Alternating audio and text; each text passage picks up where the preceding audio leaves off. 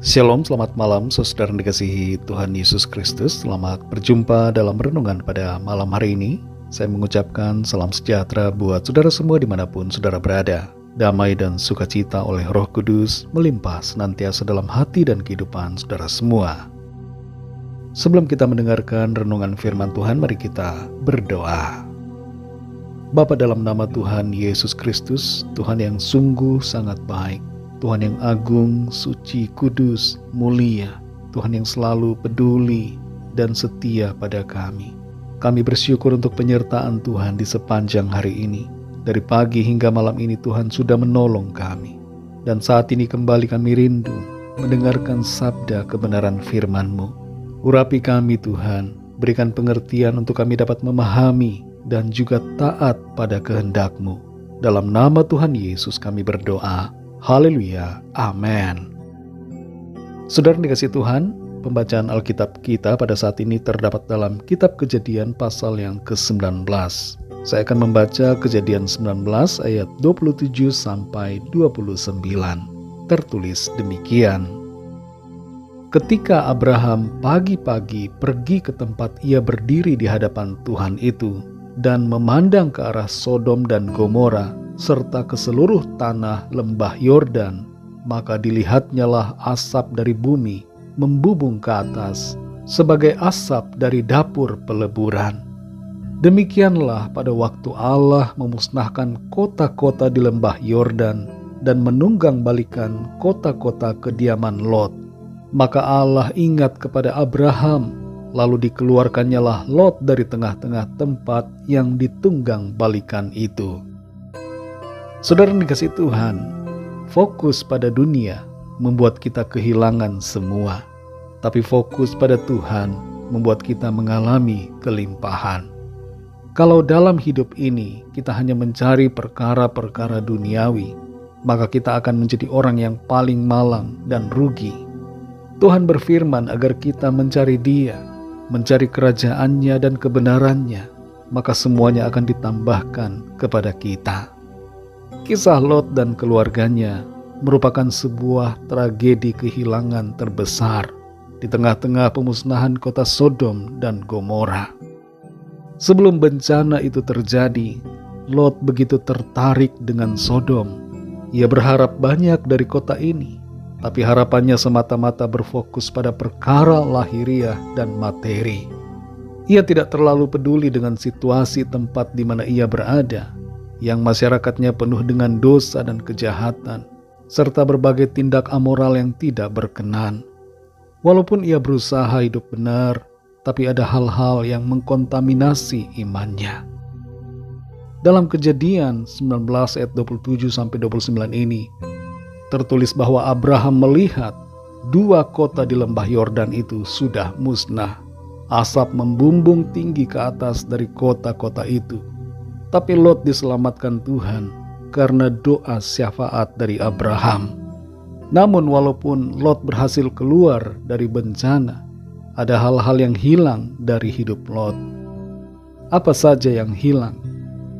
Yang pertama, Lot kehilangan istri dan seluruh hartanya. Ketika Lot berpisah dari Abraham, pamannya itu, dan pergi menuju Sodom, ia membawa banyak sekali ternak dan harta benda. Tapi ketika Sodom dimusnahkan, ia keluar dari situ tanpa membawa apa-apa. Bahkan istrinya pun sayangnya menjadi tiang garam karena tidak taat pada perintah malaikat yang menyuruhnya untuk tidak menoleh ke belakang. Lot kehilangan hartanya yang berharga dan juga istrinya yang dicintainya. Yang kedua, Lot kehilangan prinsip kebenaran dalam keluarganya. Ketika sudah berhasil lari dan tiba di tempat yang aman, dua orang anak perempuannya melakukan hal yang terlarang, yaitu dengan membuat Lot ayah mereka mabuk dan mereka tidur dengan ayahnya itu untuk mendapatkan keturunan. Tinggal begitu lama di kota Sodom telah mengkontaminasi pandangan dan prinsip iman mereka, sehingga mereka menjadi kompromi dengan dosa dan tidak lagi peka pada apa yang baik dan yang berkenan kepada Tuhan. Yang ketiga, Lot kehilangan berkat dari Tuhan. Kita membaca di bagian-bagian selanjutnya apa yang terjadi pada Lot dan keturunannya dari kedua anaknya. Dua bangsa yang diturunkan dari Lot dan anak-anaknya, yaitu bangsa Moab dan bangsa Amon, mendapatkan kutuk akibat dari apa yang telah dilakukan oleh Lot dan kedua anaknya itu. Saudara yang dikasihi Tuhan, merenungkan apa yang terjadi pada Lot, kita hendaknya banyak belajar dan berusaha mengerti akan kehendak Tuhan, serta lebih lagi mengasihi Tuhan dalam hidup kita. Jangan biarkan hati kita tertuju pada harta dan perkara-perkara yang duniawi, tapi milikilah hati yang selalu mencari Tuhan, mengutamakan Dia dalam hidup kita, menyembah dan memuliakannya. Kalau kita mencari dunia, maka kita akan binasa. Tapi bila kita mencari Tuhan, maka kita hidup selamat selama-lamanya. Mencari dunia membuat kita kehilangan, tapi mencari Tuhan membuat kita mengalami berkat dan kelimpahan. Karena itu saudara, mari cari Tuhan. Dalam Matius 6 ayat 33 tertulis, "Tetapi carilah dahulu kerajaan Allah dan kebenarannya, maka semuanya itu akan ditambahkan kepadamu." Mari kita berdoa.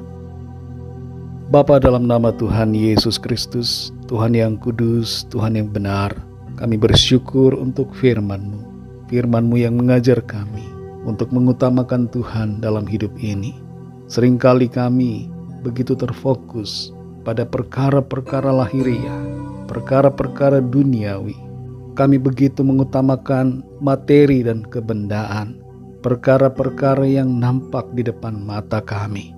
Ampuni kami Tuhan, dan tolong kami agar kami berubah menjadi pribadi yang memiliki hati yang mengasihi Tuhan, mencari Engkau dalam hidup kami, mengutamakan-Mu di atas segala-galanya, karena Engkaulah Tuhan sumber kehidupan, sumber keselamatan, dan sumber berkat yang sejati. Terima kasih untuk firman-Mu. Tuntun kami terus ya Roh Kudus, agar kami setia dan berjalan dalam kebenaran-Mu ya Tuhan. Malam ini kembali kami akan beristirahat. Kami mohon berkat perlindungan Tuhan atas kami. Lingkupi kami dengan kasih dan kuasa-Mu. Kami berdoa bagi yang sakit dan dalam pergumulan, agar Tuhan melawat dan menyatakan kuasa-Mu bagi kami. Kesembuhan terjadi, pemulihan terjadi, mujizat Tuhan dinyatakan, dan kami alami kemenangan, jawaban doa, dan jalan keluar dari Tuhan. Ampuni kami Tuhan akan dosa kesalahan kami, seperti kami juga mengampuni orang yang bersalah kepada kami. Berkatilah bangsa dan negara kami Indonesia, dan juga semua bangsa di dunia ini. Lawatlah dengan kasih dan rahmat-Mu, agar setiap orang dari segala bangsa mengalami anugerah keselamatan daripada-Mu. Dalam nama-Mu yang kudus, nama Tuhan Yesus Kristus, Tuhan dan Juru Selamat kami sudah berdoa dan mengucap syukur. Haleluya. Terimalah berkat Tuhan. Tuhan memberkati engkau dan melindungi engkau. Tuhan menyinari engkau dengan wajah-Nya dan memberikan kasih karunia. Tuhan menghadapkan wajah-Nya kepadamu dan memberikan damai sejahtera. Berkat anugerah dari Bapa Surgawi, cinta dan anugerah dari Tuhan Yesus Kristus, dalam persekutuan dan penghiburan Roh Kudus, menyertai kita semua sekarang ini dan sampai selama-lamanya. Dalam berkat nama Tuhan Yesus Kristus. Haleluya. Amin. Puji Tuhan, saudara yang dikasihi Tuhan, saya percaya firman Tuhan menjadi berkat dan kekuatan buat saudara semua, dan Roh Kudus akan menolong saudara untuk lebih lagi memahami kebenaran firman Tuhan. Tuhan Yesus memberkati saudara semua. Sampai jumpa dalam renungan yang berikutnya. Haleluya.